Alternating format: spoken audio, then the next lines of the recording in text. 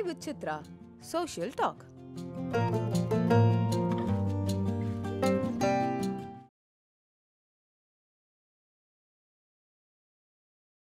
பாரதி ராஜா அப்படின்னு கேட்டிங்கன்னா திருச்சி மணி உங்களுக்கு தெரிஞ்சிருக்கும். திருச்சி மணி ஒரு நாள் வர சொல்லி இன்ட்ரடியூஸ் பண்ணி வச்சார். பாரதி ராஜா வந்து அதுக்கு பிறகு நான் நிறைய ஹிஸ்ட்ரி பேசுகிறேன். என்னொன்னே நான் தமிழர் பண்பாட்டு ஆய்வு நிறுவனம்னு துவக்கினேன், நீங்கள் வாங்கினேன் அப்படின்னு வந்தார். வந்து இந்த மனிதனிடம் கொஞ்ச நேரம் சிறிது நேரம் தான் பேசினேன். அந்த சிறிது நேரத்திற்குள் இவன் மிகப்பெரிய ஆய்வாளர் என்பதை புரிந்து கொண்டேன். இந்த மண்ணின் மீது பாசம் இருக்கிறது, இந்த இனத்தின் மீது பற்று இருக்கிறது அப்படின்னு அவர் குறித்த இவன் ஒரு நல்ல விதை நம் மத்தியில் வந்து விழுந்திருக்கிறது, போற்றி பாதுகாக்க வேண்டியது நம்முடைய கடமை. அது பிறகு அடிக்கடி அவரை போய் பார்க்குறது, தேனி போகிறது அதெல்லாம் வச்சுட்டு இருந்தேன். இந்த இந்த நிகழ்ச்சிக்கு தான் நீ வரணும்னு சொன்னப்போ கண்டிப்பாக வரேன் அப்படின்னு சொல்லிட்டு வந்தார். முத பார்க்கும்போது நீ சிவாஜியை பற்றி எழுதுறியா, எல்லா பற்றிக்கும் தெரியுமே, எல்லாத்துக்கும் தெரியும், தெரியாதுன்னா எழுதியிருக்கேன், அது இப்போ உங்களுக்கு இப்போ சொல்ல முடியாது அப்படின்னு. அண்ணே நான் விற்க நினைக்கிறேன் ஒரு பொருளை, அந்த பொருள் மிக தரமானது, நான் வேணால் தரம் கம்மியாக இருக்கலாம், அவன் நல்லா இருக்கேன் இந்த டைலாக்கு. ஸோ அந்த பொருளை நம்பி தான் நீங்கள் எழுதிருக்கேன், அவரை பற்றி எழுதுகிறோம், ஈஸியாக சேலம் ஆகும் அப்படின்னு சொல்லி விளையிட்டு இருந்தேன். நீங்கள் இது முதன்மை எதிர உங்கள் டீமே வந்து பொன்னமராவதி பக்கத்தில் எவ்வளோ வீட்டு கல்யாணத்துக்கு வந்து தெரியுமா, அந்த ப்ரொடக்ஷன் மேனேஜராக இருந்தார் படுகநாதன் கல்யாணத்துக்கு. படுகநாதன் என்னை இங்கே வர சொல்லியிருந்தார். வர சொல்லி உங்களுக்கு எப்படியாவது பாரதி ராஜாட்ட சான்ஸ் வாங்கி கொடுத்துறேன்னு சொல்லிட்டார். நான் வந்திருந்தேன். பஞ்ச நட்சத்திரம் இவர் நல்லா பாடு வந்தாங்க. ஒன்று பஞ்ச நட்சத்திரம் வந்து இது பாடுங்க, ராசாத்தி உன்னை அந்த பாட்டை பாடுங்க கேட்போம் அப்படின்ட்டு. நல்லா இருக்குது வாய்ஸு பாடுறேன். அப்போல்லாம் மதுரையிலேருந்து வந்து போய்ட்டு இருந்தேன். ரொம்ப நாள் கழிச்சு டைரக்டர்கிட்ட சொன்னேன், சார் உங்களை தேடி வந்தேன் சார், இன்னும் முந்தெல்லாம் வந்து இன்னும் முடியல. இன்னும் எல்லாத்தையும் கூட்டி சிரிச்சார், யோ நம்மளை தேடி வந்திருக்காயா, நம்மளை ஒன்றும் சான்ஸ் கொடுக்கணும், பரவாயில்ல விடுங்க. ஆனால் உங்களை மாதிரி இன்னொரு இயக்குனர் மதுரை பக்கத்தில் உங்கள் சொந்தக்காரங்க மத்தியில் 10,000 வருஷம் ஆனாலும் வர முடியாது. அதுக்கு எதுக்கு 10,000 வருஷம் சொல்கிற அப்படின்னாரு. வர முடியாதுன்னு அர்த்தம், யாரும் வர முடியாது. எப்படி ஒரு தமிழ் சினிமாவுடைய ட்ரெண்டையே நீங்கள் மாற்றிட்டீங்க அப்படின்னு சில டைலாக்லாம் பேசி காமிச்சேன் அவர்கிட்ட. அதெல்லாம் ரொம்ப அருமையான டைலாக்னே. முதல் மரியாதையில் வந்த டைலாக்லாம் அந்த மருமகனுக்கு பணம் கொடுக்க சொல்லும்போது விளைஞ்சது பிறகு அப்படியே போன வருஷம் கொடுத்து வச்சுன்னேன், ஏதோ என் மகளை காப்பாற்ற நினச்சேன், கொக்குளத்தில் வந்து எது விசிலம்படி வரைக்கும் கூத்தியால் வச்சு கும்பி அடிச்சிருக்கேன், பேச வந்துட்டான் பேசுனது இதெல்லாம் பேசி காமிச்சேன். என்ன அப்படிலாம் ஏன் வச்சுருக்கேன், ஒரு மேலே தானே இருக்கேன். அது மாதிரி மகேந்திரன்ட்ட க்ளோஸ் ஆனதும் அவர் எழுதின டைலாக்கை பேசிட்டான்.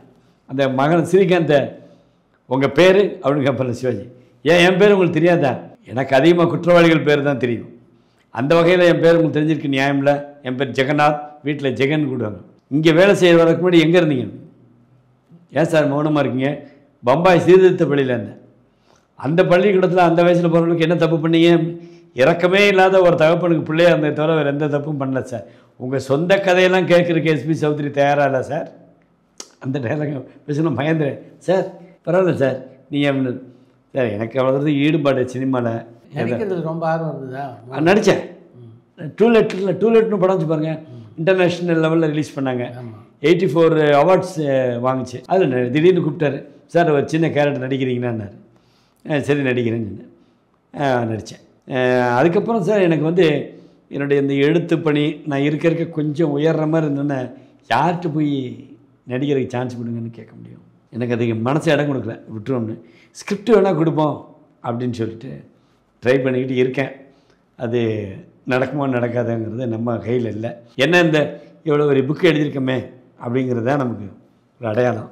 இப்போ வந்து பிரைம் மினிஸ்டர் ஆஃபீஸ் வந்து எழுத சொன்னது வந்து 1755 முத பிரிட்டிஷை எதிர்த்து மோதி உயிரிழந்தவர்கள் அவங்கள பற்றி 2 இன்சிடெண்ட்டு, ரெண்டையுமே எழுத சொல்லி ஒரே புக்காக 296 பக்கம் இங்கிலீஷில், அதுக்கு பேரே கல்லர்ஸ்.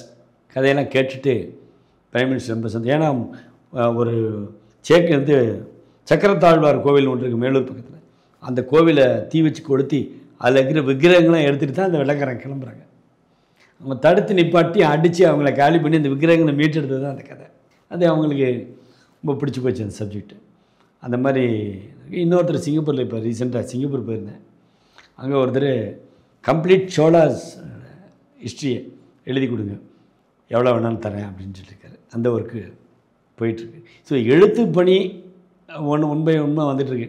ஒரு சின்ன இளையராஜாவோட இன்னும் தொடர்பில் இருக்கீங்களா? இருக்கேன். நேற்று கூட பார்த்தேன். சும்மா தொல்காப்பியத்தை பற்றி பேசிகிட்டு இருந்தோம். பேசியிருந்தார். அப்புறம் இந்த சிங்கப்பூர் கேட்க போனீங்கன்னு கேட்டார். சிங்கப்பூரில் ஒரு ஸ்பீச் கொடுக்க போனேன் அப்படின்னு. சரி அதில் வந்து சரி இலக்கியம்லாம் பற்றி சொன்னேன். என்ன இலக்கியம்? புறநானூறு பாடலாம். இப்படிலாம் புறநானூறு தமிழில் பாடல் இருக்கான்னு கேட்டார். இருக்குது, நீங்கள் ஆன்மீகத்தில் போனனால அவங்களுக்கு எந்த பக்கம் நீங்கள் வரலாம் அப்படின்னு. எனக்காவது பாடுறதுக்கு சான்ஸ் கொடுங்கன்னு கேட்டேன். ரியாக்ஷனே இல்லை. ஏந்தார். அப்புறம் 72 எம்ஜிஆர் திமுக விட்டு வெளியே இருந்தார். அந்த திமுக மாநாட்டில் இவங்க அண்ணன் பாவல வரதராஜன் இவரும் ஒரு பாட்டு பண்ணாங்க. அது கேசட்டாவோ சீடியாவோ வரல, அது ஒரு நாளில் பாடினதான். அந்த பாட்டை அப்படியே பாடி காமிச்சேன் திருப்பி. ஒரு வேளை மனசுக்குள்ளே நினச்சிருக்கலாம், என்னடா 72 நம்ம பண்ண பாட்டை இன்னைக்கு கிட்டத்தட்ட 50 வருஷம் ஆச்சுல பாடுறானேன்ட்டு. இப்போ சொன்னார், ஒரு வார்த்தை சொன்னார், எனக்கு பாடுறதுக்கு யாரை பாட வைக்கணுங்கிறது மேலேருந்தே உத்தரவு வரும், வந்தால் உங்களுக்கு சான்ஸ் தரேன், அது ஒரு பெரிய விஷயம் கிடையாது அப்படின்னாரு. சரிண்ணே, சும்மா பார்த்து ரொம்ப நாள் ஆச்சுன்னு சொல்லிட்டு நேற்று போனேன். பிறந்த நாளைக்கு போய் பார்ப்பேன். பிரபு ராம்குமார் 2 பேரும் எந்த அளவுக்கு உங்களுக்கு உறுதுணையாக இருந்தாங்க இந்த புத்தகத்துக்கு? ராம்குமார் ரொம்ப இருந்தார். ஏன்னா அவன் தான் டைம் இருக்கும். பிரபு போகாது தான் பார்க்க முடியும், தொந்தரவு பண்ணுறதே இல்லை. நான் பிரபுவை பார்த்தாருன்னா ஏதாவது சொல்லுவார், அப்போ அப்படி இல்லைங்க இப்படி இல்லைங்க அப்படின்னு. இப்போ ராம்குமார் நிறைய விஷயம் சொல்லுவார். எல்லாருமே அவங்க வீட்டில் எல்லாருமே, ஈவன் பிரபு ஒய்ஃப்லாம் கதையெல்லாம் சொல்லியிருக்காங்க. அவங்க டாட்டர்ஸ் சாந்தி தேன்மொழி அவங்க நிறையா சொல்லியிருக்காங்க. அவங்க வீட்டில் அந்த பெரிய வீட்டை பெயிண்ட் அடிக்கும்போது அந்த அவருக்கு ஒத்துக்கிறாதான் பெயிண்ட்டு, அதனால் அங்கே மக வீட்டுக்கு போயிடுவாராம். அங்கே தங்கி இருக்கும்போது அவங்க என்னென்னலாம் பேசுவார், என்னென்னலாம் கேட்பார், அதை பற்றிலாம் சொல்லியிருக்காங்க. இப்படி ஒவ்வொருத்தரையும் அவங்க மச்சினை வேணுகோபால் அவர் தனியாக சேர்ந்துச்சு கேட்டேன். நான் அவரோட மச்சினைங்கிற காரணத்துக்கு காட்டலாம் நான் அவருடைய ரசிகர் சார். ஏன்னா இப்போ பெங்களூரில் நட்சத்திர கிரிக்கெட் நடந்திருக்கு, அதை வேடிக்கை பார்த்துருந்தேன். சிவாஜி கணேசன் சாவித்திரிலாம் ஆடுறாங்க. ஊருக்கு லீவுக்கு வர்றேன், அவரோட தங்கச்சி தாண்டா உனக்கு பேசியிருக்கணும், எனக்கு எப்படி இருக்கும் அப்படின்னாரு. சரி ரைட்டு, அது நல்ல ஒரு ஆச்சரியமான விஷயம் இல்லை. அந்த மாதிரி சிவாஜி நடிகத்தை கொண்டு போய் மேல்மருவத்தூர் சாமியார்ட்ட இன்ட்ரடியூஸ் பண்ணது மூர்த்தின்னு ஒருத்தன் உங்களுக்கு தெரிஞ்சிருக்கும். அந்தாண்ட கேட்டேன், எப்படியா கூட்டி பண்ணேன்னு. இந்த மாதிரி ஒரு நாள் சொன்னேன், அவர் தான் அடிகளார் தான் நடிகத்தில் ஒரு நாளைக்கு எனக்கு அறிமுகப்படுத்தி சொன்னார். வந்தேன், அந்த மாதிரி அப்பா அவங்கள பார்க்கணுங்கிறேன்னு. போம்டா அப்படின்ட்டு தஞ்சாவூர் போகும்போது போயிருக்காரு. போனா அந்த ஃபோட்டோ பார்த்தீங்கன்னா புக்கில் போட்டிருக்கேன். துண்டை இப்படி வச்சுட்டு நிற்கிறாரு. துண்டை வச்சுருக்கிற ஸ்டைலில் நிறையா பண்ணி காமிச்சிருக்காரு சார் அவர். அதில் இப்படி வச்சு நிற்கிறாரு. அப்போ சாமியார் சொல்லிக்காரு, நான் உங்கள் வீட்டுக்கு வந்தேன் உங்களை பார்க்கணுன்ட்டு, போலீஸ் அடித்து துரத்துனாங்க, செவர் மேலே ஏறி குதிச்சு கடைசியில் விடாமல் உங்கள் வீட்டில் சாப்பிட்டே ஆகணும்னு சாப்பிட்டு வந்தேன். நீங்கள் இவ்வளோ பெரிய ஆன்மீகத்தில் நிலைமைக்கு வந்த பிறகு எங்கள் வீட்டில் வந்து போலீஸில் அடி வாங்கினேன் சாப்பிட்டேன்னு சொல்லிட்டீங்களே, நீங்கள் உண்மையிலே பெரியார்னு ஒரு விட்டுருக்காரு. அது பிறகு சார் தஞ்சாவூருக்கு எப்போ போனாலும் சரி தகவல் போயிடும். மேல்மருவத்தூருக்கு இட்லி மீன் குழம்பு போய் சாப்பிட்டுட்டு சாமியார்ட்ட பேசிட்டு இருக்கார். யார் ஒருத்தர் சிவாஜி எனக்கு பழக்கம் அப்படி நான் பழகிட்டு இருந்தேன் அப்படின்னு சொன்னால் சரி உடனே பார்த்துறது. எந்த அளவுக்கு பழக்கம் அப்படிங்கிறத தெரிஞ்சுக்கணும்ல. சில நேரத்துக்கு நம்ம தெரிஞ்சதே அவர் சொல்லிட்டு இருந்தாருன்னா அப்படி பார்த்துக்கிட்டு இருந்தேன். சண்முகத்தோட பையன் அந்த கிரி நிறையா சொல்லுவார். அவர் தான் நிறையா ட்ராவல் பண்ணியிருக்காரு. அப்புறம் கரந்தை சண்முகவேல்னு அவர் வந்து சிவாஜிக்கு ரொம்ப க்ளோஸு. ஆமாம், கரந்தை சண்முகவேலும் கலைஞரை ரொம்ப க்ளோஸு. அது மூலமாக தான் கலைஞரே அறிமுகமாகிறாரு சிவாஜிக்கு. அது மூலம் தான் சக்தி நாடகத்தை போய்க்கு வர்றாங்க. அவங்க ஃபேமிலி, அவங்க பாரி டாக்டர் பாரின்னு பிட்ஸ்பர்கில் இருக்கார், அங்கே அவங்கள மீட் பண்ணேன். அப்புறம் கிரியோட அண்ணன் தரன் மன்ராயர், அவங்க வந்து வெளிநாட்டு பெண்ணில் திருவண்ணூர். அந்த அம்மா என் மேலே ரொம்ப பெரிய லிண்டா, அப்பா பற்றி நீங்கள் பண்ணுறீங்களா, ரொம்ப அவள் ஏதாவது சொல்லுங்கம்மா புக்கில் எழுதுறேன்னு. நம்ம தான் எங்கள் வீட்டுக்கு வந்தாருன்னா எல்லா கார்களையும் அவரே கழுவி சுத்தப்படுத்துவார். வேணாம்மா பண்ண, இதெல்லாம் சென்னையில் பண்ண முடியுமா, என்னை எங்கே பண்ண விடுவாங்க, நான் இங்கே சும்மா தானே இருக்கேன் அது தண்ணியெலாம் அடித்து காரத்தை உடச்சி பல்லணும். அப்புறம் சமைக்கிறதுக்கு என்னம்மா சமைக்க போகிறேன்னு கேட்டு அது காய்கறியவோ இல்லை மாமிசமோ துண்டு துண்டாக வெட்டி கொடுக்குற வேலையை பண்ணுவாராம். அப்புறம் இன்னொரு டாக்டர் இருந்தார். ஹவுஸ் சர்ஜன்சி முடித்து ஃபஸ்ட்டு பேஷண்ட்டை பார்க்குறதுக்கு மைசூர் ஹாஸ்பிட்டலில் போஸ்டிங் போட்டிருந்தாங்களாம். அந்த டாக்டருக்கு ஒரு பேஷண்ட்டை தூக்கிட்டு வராங்கன்னா அவர் ரெடியாக படப்படம் இருந்துச்சு. அவருக்கு முதல் பேஷண்ட்டை பார்க்க போகிறோம் அப்படின்னு வந்து டேபிளில் படுக்க வச்சு சிவாஜி என்ன சொன்னான், இவருக்கு இன்னும் கையங்க ஓடல, என்ன ஆச்சு இவருக்கு அப்படின்னு. ஒரு டான்ஸ் சீக்வன்ஸில் கீழே விழுந்துட்டு மடன்முத்தில் பாறை மேலே நின்றுட்டு ஆடுவார். அதில் ஸ்லிப் ஆகி லேசாக அடிபட்டுருக்கு. கட்டுப்பட வந்திருக்காங்க. கட்டுப்பட்டு இப்படியே விட்டேன் சார். அந்த ஆள் அப்புறம் அமெரிக்காவில் பெரிய டாக்டர் ஆகி இருந்திருக்கார். இவர் 2-3 தடவை அமெரிக்காவுக்கு போயிருக்காருல. அப்படி ஒரு தடவை போகும்போது ஒரு ஹோட்டலில் ரிசப்ஷன் தங்கி இருக்கும்போது இவர் உட்காண்டே இருந்திருக்கேன். சிவாஜி இறங்கி காரில் ஏறும்போது எந்திரிச்சுட்டு கும்பிட்டுருக்காங்க. திரும்பி வரும்போது எந்திரிச்சுட்டு கும்பிட்டுருக்காங்க. போய்ட்டு ஏய் நீங்கள் என்னை பார்க்கத்தான் உட்காந்துருக்காங்க போல இருக்கு, யார் என்னன்னு கேட்டேன். நான் தான் முத மைசூரில் உங்களுக்கு பார்ப்போம். ஏன் நீங்கள் நேற்று சொல்ல இங்கே வாங்க. அது பிறகு அவர் என்ன பண்ணியிருக்காரு, அமெரிக்காவில் இருக்கக்கூடிய டாக்டர்ஸ் எல்லாம் யுனைட் பண்ணி சிவாஜிக்கு பர்த்டே கொண்டிருக்காரு. Only doctors sir. கார்கள் பூரா பறந்து வந்துச்சான் இங்கே. அந்த மாதிரி விஷயங்கள்லாம் அவர் சொன்னார். அதெல்லாம் அதில் சேர்த்து எழுதியிருக்கேன். அது மாதிரி ஒவ்வொரு நாட்டுக்கும் ஒரு எவ்வளோ மரியாதையாக போயிட்டு வந்தார்.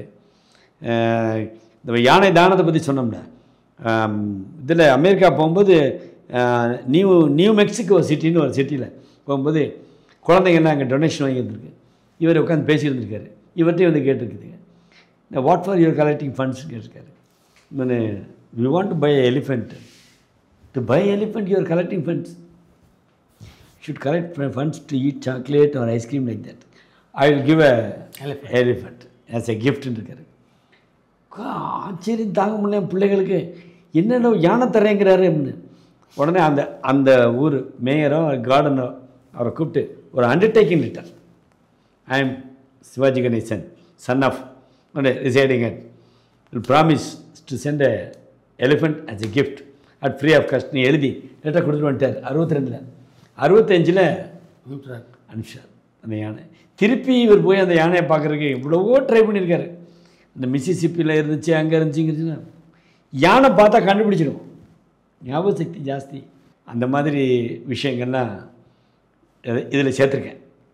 அப்புறம் டெக்ஸஸில் அவருக்கு ஒரு பெரிய ஃப்ரெண்டு ரொனால்டுன்னு ஒருத்தர், அவங்களுடன் இருந்தது. அந்த அந்த அந்த அவர் அந்த பண்ணைக்கெலாம் அவர் போனது. இந்த ஃபோட்டோஸ் எல்லாம் கலெக்ட் பண்ணி ஒவ்வொரு இதுலையும் அங்கே தான் பேட்டி கொடுக்குறாரு. 16 கார் வச்சுருக்கேன், 16 டிரைவர் வச்சுருக்கேன். அவ்வளோ பேர் அந்த குடும்பங்கள் பூரா எங்கள் வீட்டில் சாப்பிட்றாங்க. இப்போ ஒரு வேளைக்கு 100 பேர் சாப்பிட்றாங்க, ஒரு நாளைக்கு 300 பேர் சாப்பிட்றாங்க. இதெல்லாம் நான் வெளியில் யார்ட்டையும் சொல்லிக்கிறது இல்லை. நான் அமெரிக்காவில் கொடுத்த பேட்டி எடுத்து இதில் போட்டேன். இந்த மாதிரி ஒரு விஷயம் விடலை. பாரதி ராஜாட்ட 5 நிமிஷம் சொல்கிறேன் அவரை பற்றி அப்படின்னாரு. 2 மணி நேரம் உட்காந்து சொன்னார். நான் அவர் மனுஷனே இல்லையா அப்படி இப்படின்னு நம்ம நிறையா சொன்னார்.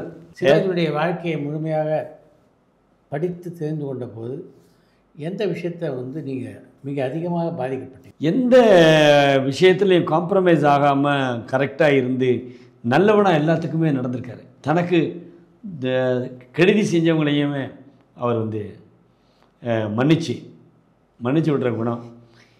இவன் நடிக்கக்கூடாது அப்படிங்கிற நல்ல உதாரணமே ஏவிஎம் சரவணன் சொன்னது. அது அசோகனுக்கு ஹெல்ப் பண்ணது. இந்த மாதிரி தேங்காய் சீனிவாசன் உங்கள் படத்தில் எனக்கு சான்ஸே கொடுக்க மாட்டேங்கிறீங்கன்னு. சந்தர்ப்பம் இல்லைடா, நீ வேணா அப்படி பண்ணு, என்னை வச்சு படம் எடுஞ்சோன்னா தான் அவர் எடுத்தார். அதை விட தேங்காய் சீனிவாசன் சிவாஜி வச்சு எடுத்து நஷ்டமாட்டார்னு ஒரு ஆள் எழுதி எம்ஜிஆர் தான் வீட்டை மீட்டு கொடுத்தான்னு இருந்தார். நான் மட்டும் அவரை கூப்பிட்டு, ஒன்று சிவாஜி ரசிகனாக இருங்க, இல்லைன்னா எம்ஜிஆர் ரசிகனாக இருங்க. எம்ஜிஆர் ரசிகனாக இருந்தீங்கன்னா இதை எழுதுறேன், நீங்கள் சிவாஜி தான் எனக்கு ரொம்ப முக்கியம்னு சொல்லிவிட்டு இப்படி எழுதாதீங்க அப்படின்னு கொஞ்சம் கடுமையாக பேசினேன்னா அவர் போய் ராம்குமார்கிட்ட போய் சொல்லியிருக்காரு, என்னை இந்த மாதிரி பேசுகிறேன். அவர் எங்களை காட்டிலும் அப்பா மேலே ரொம்ப பிரியம். அதனால் இனிமேல் இந்த மாதிரி விஷயங்கள்லாம் நீங்கள் அவாய்ட் பண்ணிக்கிறீங்க. அந்த மாதிரி நான் விடுறதில்லை யாரையும். சிவாஜி பற்றி குறைச்சி பேசுனா அது என்ன விஷயம்னு கேட்குறது. அதை தாண்டி ஒரு ஒரு ஒரு பவுண்ட்ரி இருக்குல்ல, அந்த பவுண்ட்ரியை தாண்டி சில விஷயங்கள்லாம் நம்ம யார்ட்டையும் கேட்க முடியாதுல்ல. இந்த இளவரசி அன்றைக்கி ஒன்று பேட்டியில் கொடுத்துருந்தாரு. அப்போ முதல் மரியாதை ஷூட்டிங் முடிஞ்சோடனே போய் ஏர்போர்ட்டில் ஏற்றி விட்டு வாங்கன்னு சொன்னாரம்மா டேரக்டரு. இவர் அப்படியே கை கால் நடுங்க கூட்டிகிட்டு போகிறாராம். போகும்போது சொல்கிறாராம், ஐயா உங்களுக்கு மட்டும்தான் ஐயா டிக்கெட் இருக்குது, கமலாமாக்கு இல்லை. அவனை கமலாமா திட்டிவிட்டாங்களாம் இளவரசர். ஏண்டா 2 பேர் தானே வந்திருக்கோம், எப்படிடா டிக்கெட்? சிவாஜி கமலா ஏர்போர்ட்டில் காரை நிப்பாட்டிட்டு உள்ளே போய் ஏர்போர்ட் அத்தாரிட்டி மேனேஜர் நான் வந்திருக்கேன்னு சொல்லு அப்படின்னு ஓடி வந்தானா. சார் எப்போ சார் நீங்கள் என்ன சார் சொல்லுங்க? ஒன்றும் இல்லை, வரும்போது டிக்கெட்டு எடுக்க முடியல கமலாவுக்கு அவசரத்தில். வேறு யாருக்கும் இல்லை சார், இந்த எடுத்துருவாங்க சார். இதெல்லாம் இளவரசர் இருந்தார். இந்த மாதிரி விஷயங்கள்லாம் குவைட் இன்ட்ரெஸ்டிங்காக இருக்குல்ல. ஆமாம், நான் ஒரு தரம் சிங்கப்பூர்லேருந்து பிளேன் ஏறினேன். இவர் லாஸ் ஏஞ்சலிஸ்லேருந்து வந்துக்கிட்டு இருக்காருன்னு சொன்னாங்க. என் கூட வந்தவங்களா உன தான் சிவாஜி க்ளோஸ் ஆச்சேன், இவன் பேச அப்படின்னாங்க. பேசுனா என்ன தெரியுமா சொல்லுவார், உன் சீட்டு எங்கே இருக்குது, அங்கே போய் உட்கார்றா அப்படின்ட்டுருவார். அதெல்லாம் பேசக்கூடாது, இங்கேயெல்லாம் பேசக்கூடாது. அப்போ இந்த ஒரு ஜடை மாதிரி போட்டிருந்தாருங்க இருக்குல்ல, அந்த மாதிரி அந்த கண்டான். ஏர்போர்ட்டில் இறங்கினா அவர் பாட்டு நடக்கிறாரு, எல்லாம் க்ளீன், கஸ்டம்ஸில் எல்லாமே அப்படிலாம் பார்த்து எப்படிப்பட்ட மன நிறைவை உங்களுக்கு தந்தது இந்த ஆராய்ச்சி? இந்த ஆராய்ச்சியில் வந்து எனக்கு வாழ்க்கையில் இவ்வளோ பெரிய நடிகரை பற்றி ஆய்வு பண்ணுறதுக்கு இந்தியாவிலேயே பழமையான பல்கலைக்கழகங்களில் ஒன்றான நாட்கள் படி பார்த்திங்கன்னா சென்னை பல்கலைக்கழகம் தான் மூத்தது. Sir CV. ராமன், கணித மேதை ராமானுஜம், தாமோதர பிள்ளை, இவங்களாம் இருந்த சென்னை பல்கலைக்கழகத்தில் நானும் ஒரு ஸ்டூடெண்ட்டாக இருந்து உலகத்திலே தலை சிறந்த நடிகன், இதுக்கு மேலே ஒரு நடிகன் கிடையாது. அந்த நடிகனை பற்றின ஆய்வு கிடைக்கிறதுக்கு எனக்கு வாய்ப்பு கிடச்சி அந்த ஆய்வினை நான் நிறைவு செஞ்சு அந்த புக்கை வெளியிட்டு அது ஜனங்கள்லாம் எடுத்துட்டு அந்த புத்தகத்தை உங்களை மாதிரி ஆளுங்க பார்த்துட்டு இது நல்ல ஒர்க்குன்னு அதுதான் என்னுடைய மன நிறைவு. இல்லைன்னா சில பேர் பார்த்துட்டு யாரும் இதை பார்த்துட்டு கடந்து போகல. முதல் வால்யூமை பார்த்துட்டு நிறைய பேர் எனக்கு ஃபோன் பண்ணி அழுதுட்டேன் சார் அப்படி எழுதியிருக்கீங்க அப்படின்னாரு. அப்போ தான் எனக்கு தெரிஞ்சது எனக்கு எழுத்து நடையே சரியாக இருக்குன்னு. இதை கமல் எழுதியிருக்காரு. 1250 பக்கம், இன்றைக்கு 50 பக்கம் படிப்போம் என்று நீங்கள் முடிவெடுத்து இதை எடுத்து படித்தால் உங்களால் கீழே வைக்க முடியாது, அப்படிப்பட்ட வகையில் எழுதியிருக்காரு அப்படின்னு சொல்லியிருக்காரு. இந்த மாதிரி கமலஹாசன் மாதிரி ஆளுகள்லாம் நம்மளை பாராட்டுறது. ரஜினிக்கு தான் அதிகமான தெரியாது, பார்த்துருக்காரு இல்லையா, தெரியாது, அந்த வாய்ப்பு இல்லை. மற்றபடி இந்த நடிகர் திலகம் சிவாஜி கணேசனை பற்றி நான் செஞ்ச ஆய்வும் என்னுடைய நூலும் பல நாடுகளில் பல பேரும் ஏற்றுக்கிட்டு ரொம்ப பாராட்டியிருக்காங்க. இப்போ கூட சவுத் ஆஃப்ரிக்காவுக்கு நானும் ராம்குமாரும் போனால் போவோம். இது ஆங்கிலத்தில் மொழிபெயர்த்து முடிச்சாச்சு. அருமை. அது வந்து ஒரு போலீஸ் ஆஃபீஸர் சிவாஜி ரசிகர், உங்களுக்கு எவ்வளோ சார் பணம் வேணும்னு கேட்டேன். பணமா, இந்த நீங்கள் கொடுத்த வாய்ப்பே போதும் சார் அப்படின்னு பண்ணி கொடுத்தார். இருந்தாலும் இந்த இங்கிலீஷ் தரமான இங்கிலீஷா அப்படின்னு செக் பண்ணணும்ல, அதுக்கான 2 சாப்டரை லண்டனுக்கு அனுப்பிச்சேன். லண்டனில் படிச்சுட்டு பியூட்டிஃபுல் எக்ஸ்ட்ராடினரின்னு சொல்லிட்டாங்க. அப்படியே அதை தொடர்ந்து அதை வச்சிட்ருக்கேன். அதை வெளியிடணும். அதை வந்து கண்டிப்பாக கமல் சாரை பிரதம விருந்தினராகவோ எப்படியோ அவர் தான் முக்கியமாக வர்ற மாதிரி அப்படி நினச்சிக்கிட்டு இருக்கேன். இதுதான் சார் வாழ்க்கையில் 12 வருஷம். இப்போ எனக்கு 71 வயசாகுது. அப்போ 12 வருஷம் நான் சிவாஜிக்காக செலவழிச்சிருக்கேன்.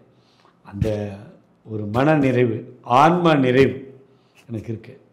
அது போதும். ஏன்னா ஒரு சாதாரண நடிகர் இல்லை, இது சும்மா அந்த ஆய்வு இல்லை. இப்போ அதுக்கு முன்னாடி ஆய்வு புக்கு எழுதியிருக்கேன். சிவகங்கை சீமையை உருவாக்கிய மாவீரர் சசிவரன் எழுதியிருக்கேன், ஒரு சின்ன புக்கு. அது ஒரு சின்ன லெவலில் தான் போச்சு. இவ்வளோ பெரிய ஆளை, இவ்வளோ பெரிய டைமென்ஷன் உள்ள, இவ்வளவு கேரக்டரை ஏற்று நடிச்சு, இவ்வளோ ஒவ்வொன்றுக்கும் ஒரு நடை நடந்து, அந்த மாதிரி ஒரு தனக்குள்ளே ஒரு திறமைகளெல்லாம் தானே வளர்த்துக்கிட்டு ஒரு நடிகரை, முழு நடிகரை, திரையுலகம் தாண்டி ஒரு முழு மனிதரை நம்ம பற்றி ஆய்வு செய்யக்கூடிய வாய்ப்பு கிடைச்சதே நமக்கு பண்ணுதான். ஒன்றே ஒன்று உங்கள்கிட்ட பதிவு செய்ய விரும்புகிறேன். எங்கள் அம்மா சிவாஜி வீட்டுக்கு போகணும்னாங்க. அப்போ அவங்களுக்கு 95 வயசு. இன்னொரு தடவை வாங்கம்மா அப்போ கூட்டி போனேன். இன்னொரு தடவை நான் வருவேன்னா வரமாட்டேனான்னு எனக்கு தெரியாது. அவர் வாழ்ந்த வீட்டை இப்போ நான் பார்க்கணும். கூட்டி போனேன்னே சாந்தி தென்மொழின்னா காலைல விழுந்தோம். திரும்பி வரும்போது எங்கள் அம்மா கேட்டாங்க, சிவாஜி கூட உட்காந்து நீ ஃபோட்டோ எடுத்திருக்கியா? எடுத்திருக்கம்மா. ஈக்குவலாக உட்காந்து சேரில் உட்காந்து எடுத்திருக்கியான்னு எடுத்துருக்கேன். இப்படி உட்காந்ததே நீ தப்பு. ஏன்னா அவர் வந்து ஒரு தெய்வம் மாதிரி. நீ யார்? சாதாரண ஆள். அப்படி எடுத்துட்டு அப்படி அந்த ஃபோட்டோ எடுத்துருந்தீங்கன்னா எங்கேயும் வெளியிடுது. நான் அதுக்கு முன்னாடி மலேசியாவுக்கு அனுப்பிச்சிட்டேம்மா அப்படின்னு. அந்த ஒரு ஃபோட்டோ தானே அனுப்பிச்சிருக்கேன். மீதி எவ்வளோ படம் இருக்கும்? ஒரு 200 படம் இருக்கும். அந்த எந்த படத்தையும் எந்த இந்த புக்கில் கூட யூஸ் பண்ணல, எதையுமே யூஸ் பண்ணல. ஆனால் தற்செயலாக அம்மாட்ட இப்படி சொல்லிட்டோமே அப்படின்னு. எங்கள் அம்மா இப்போ இறந்துட்டாங்க, 99 வயசு, 6 மாதத்தில் இறந்துட்டாங்க. அந்த ஃபோட்டோஸ் எங்கே வச்சுருக்கேன்னு தேடினேன். இன்னைக்கு வரைக்கும் கையில் கிடைக்கல சார். இது என்னுடைய எங்கள் அம்மா சொன்னது. அவர் வந்து கடவுளாக வேஷம் போட்டு நடித்த ஒரு மனுஷன், நடமாடின வீடு இந்த வீடு அன்னையில் அப்படின்னு சொல்லி அம்மா என்னை ரொம்ப சந்தோஷப்பட்டாங்க. ஆனால் அவங்களுக்கு நான் இவரை பற்றி ஆய்வு பண்ணி எழுதி முடிச்சிட்டேன் அப்படின்னு சொல்லும்போதெல்லாம் அவங்களுக்கு நினைவு இல்லை, தடுமாற ஆரம்பிச்சிச்சு. அவங்களுக்கு புரியல நான் சொல்லாது. இது ஒரு விஷயம். ரொம்ப நன்றி. உங்கள் அனுபவத்தில் நம்ம ரசிகர்களோட பகிர்ந்து கொண்டது ரொம்ப சந்தோஷம் சார். உங்களுக்கும் உங்கள் ரசிகர்களுக்கும் என்னுடைய மனமான தேங்க்யூ.